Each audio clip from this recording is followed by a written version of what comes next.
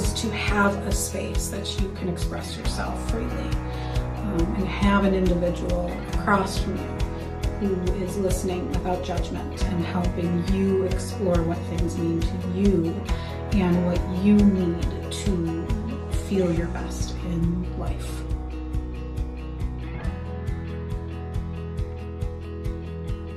Some barriers to getting treatment are knowing what your health insurance benefits are. Certainly, transportation issues can be for some. Timing issues, which now with telehealth, that can be an option.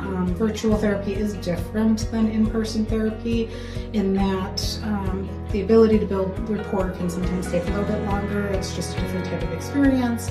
Having privacy and also, sometimes it can feel less private than being in a therapist's office, but certainly telehealth or virtual therapy is an alternative if you're not able to get into the office. Other barriers can include being worried about what's done with the information that you disclose. Where does that go? Confidentiality is very important to therapists, and what you say to a therapist stays with a therapist unless certain conditions are being met. For example, if you are expressing that you're a danger to yourself or somebody else, your therapist is going to talk to you about that, figure out what that means, what that looks like, and take action to protect you and other people. But certainly it's our last, the last thing we want to do is release information if we don't have to.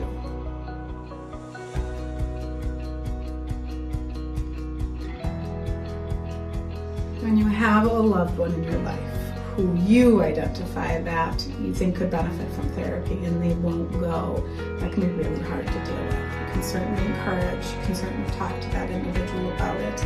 Ultimately, that individual is their own person. Starting at the age of 14, we have to be a part of that process of making that decision.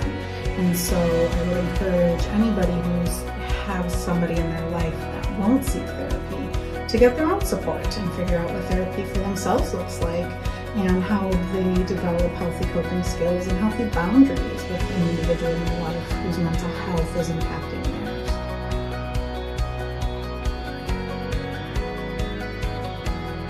Trauma is an interesting experience in that there is no one way that it looks, and there isn't a time frame that it can present necessarily. While we do see the presentation of the response to a trauma look a specific way, often how it affects us over the long run varies from person to person.